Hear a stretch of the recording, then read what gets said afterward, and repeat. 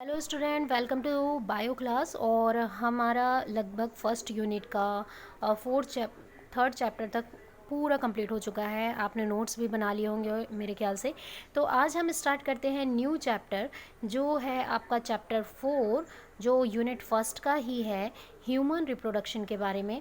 तो human reproduction में आज हमको पढ़ना है कि ह्यूमन रिप्रोडक्टिव ऑर्गन क्या है, और ह्यूमन रिप्रोडक्टिव मूड क्या है, और उनके पूरे फंक्शन क्या क्या होते हैं। तो let's start human reproduction chapter 4 unit 1। Human reproduction के बारे में अगर हम कहें तो आपने बेसिक चीज़ तो जान ही लिया है कि रिप्रोडक्शन होता क्या है। तो रिप्रोडक्शन ये होता है कि कोई भी organism, each organism produce the same kind of organism for community, maintain the community race. मतलब कि ये क्या होता है कि कोई भी ऑर्गेनिज्म है वो कम्युनिटी रेस, मतलब अपने समूह या फिर कम्युनिटी को बचाने के लिए एक सेम काइंड ऑफ ऑर्गेनिज्म को क्या करते हैं, बर्थ करते हैं, ताकि उनकी जो एक कम्युनिटी है या फिर उनका जो एक स्थाई है या बोल सकते हैं प्रेपे ट्यूशन है, वो बना रहे। क्लियर हो रहा है यहाँ पे। तो यही होता है रिप्रोडक्शन प्रोसेस। अब रिप्रोडक्शन प्रोसेस में ह्यूमन रिप्रोडक्शन की बात करें तो ह्यूमन आते हैं हायर कैटेगरी के एनिमल्स, है ना। मैमेलियन फाइलम के लोग होते हैं, किंगडम के होते हैं। तो इनमें जितने भी, ज़रूरी नहीं ह्यूमन रिप्रोडक्शन की ही बात हो रही है यहाँ पे, जितने भी हायर कैटेगरी के एनिमल्स होते हैं उनमें जो रिप्रोडक्टिव ऑर्गन होता है वो वेल डेवलप होता है और एक सेपरेटली होता है, जो रिप्रोडक्शन करने के लिए एक बेनिफिशियल फंक्शन करते हैं।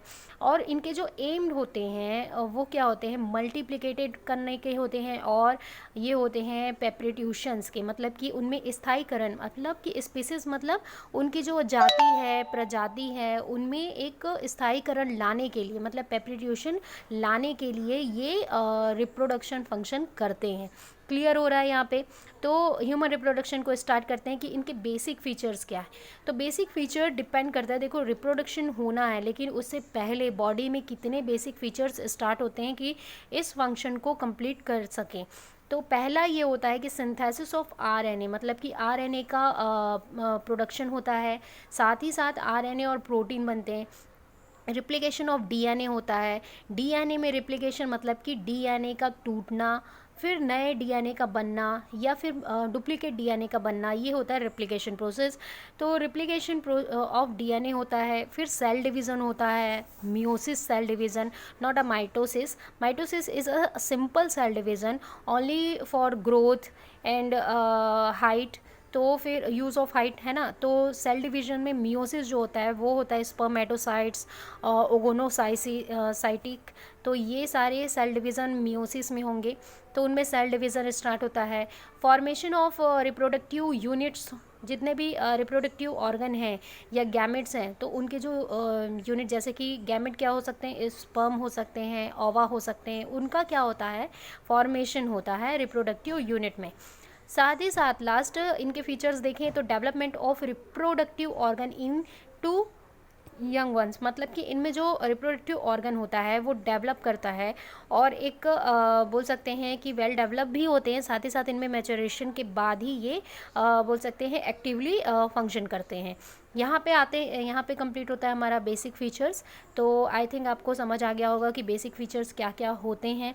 आगे चलते हैं। आगे बात करूँ तो फंक्शन ऑफ ह्यूमन बींग्स की, मतलब कि अब ह्यूमन रिप्रोडक्शन, मतलब रिप्रोडक्शन ह्यूमन बींग्स, यहाँ पे रिप्रोडक्शन लिखना भूल गई हूँ, तो आप लिख सकते हो। तो function in reproduction human beings में अगर हम देखें तो उनमें भी बहुत से स्टेप होते हैं। तो ये इनके स्टेप हैं कि डायरेक्टली रिप्रोडक्शन, ऐसा नहीं कि रिप्रोडक्शन ही एक फंक्शन है, रिप्रोडक्शन के ही बहुत सारे स्टेप होते हैं। तो फर्स्ट स्टेप होता है गैमीटोजेनेसिस।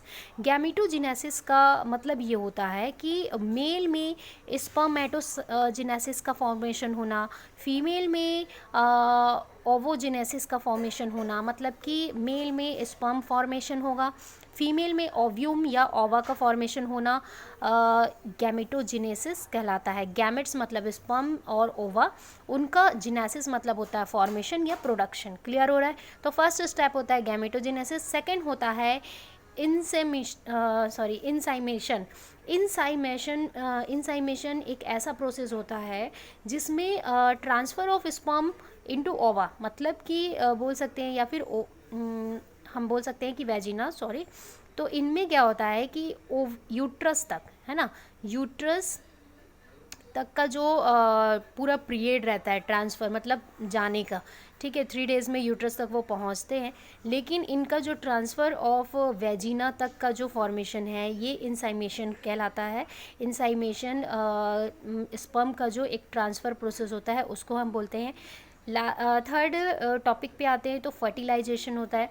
अगर इसके थर्ड स्टेप देखें तो fertilisation it means fuse of sperm and ova, मतलब इसमें सिर्फ फ्यूज़ का फंक्शन ही होता है जिसको हम फर्टिलाइजेशन बोलते हैं। अब आते हैं इम्प्लांटेशन। अब देखो फर्टिलाइजेशन हो गया, यहाँ पे स्पर्म वेजिना तक ट्रांसफ़र हुआ, फिर वेजिना से ये यूट्रस तक गए, यूट्रस में फर्टिलाइजेशन प्रोसेस मतलब हो रहा है, फ्यूज़ हो गए।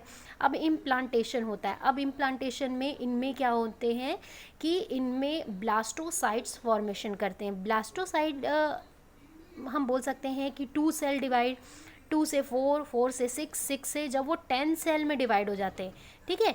जब जो गैमेट्स बनता है, जब फ्यूज़ के बाद जो गैमेट बनने गैमेट बोल रही हूँ, फ्यूज़ के बाद जो एम्ब्रियो फॉर्मेशन का फर्स्ट स्टेप होता है, फर्स्ट पोजीशन होता है जिसको हम ब्लास्टोसाइट बोलते हैं। इसमें 10 सेल के एक बंच होते हैं, 10 सेल। तो 10 सेल्स के जो 10 सेल के जो बंचेज होते हैं उसको हम ब्लास्टोसाइट्स बोलते हैं। तो ब्लास्टोसाइट्स अगर यूट्रस में फॉर्मेशन कर चुका है तो हम उसको बोलते हैं इम्प्लांटेशन। क्लियर हो रहा है। अब इम्प्लांटेशन के बाद आता है गैस्ट्रेशन। तो गैस्ट्रेशन एक ऐसा प्रोसेस है जिसमें ब्लास्टोसाइट के बाद इम्ब्रियो फॉर्मेशन होता है जिसको इम्ब्रियोजेनेसिस बोलते हैं।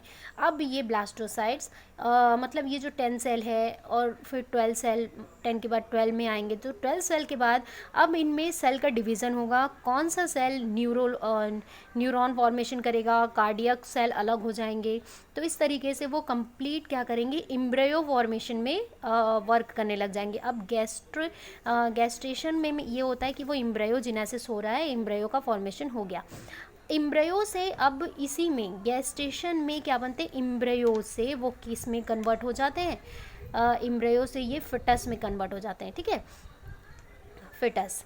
तो फिटस में जब ये कन्वर्ट हो चुके हैं तो अब लास्ट स्टेप आता है पार्ट्रियूशन का। तो इसमें ये होता है कि डिलीवरी टाइम, जब ये फिटस वेल डेवलप हो गया, उनमें कंप्लीट उन्होंने टाइम ले लिया और वो एक बेबी फिटस में कन्वर्ट हो जाते हैं, मतलब कंप्लीट एक ऑर्गेनिज्म में। तो ये अब डिलीवरी टाइम की बात होती है जिसमें पार्ट्रियूशन होता है। तो इसमें एंजाइम काम करता है रिलैक्सिंग, जिसमें बर्थ पेन स्टार्ट होना और न्यू जनरेशन का बर्थ होना कंप्लीट हो जाता है। तो ये लास्ट स्टेप होता है जो कंप्लीट है ना रिप्रोडक्शन के प्रोसेस को कंप्लीट करता है। तो यहाँ पे आपको क्लियर हुआ कि function in reproduction human beings, gametogenesis, insemination, fertilisation, implantation, gastrulation and parturition. Clear हो रहा है यहाँ पे। अब आते हैं ऑर्गन पे।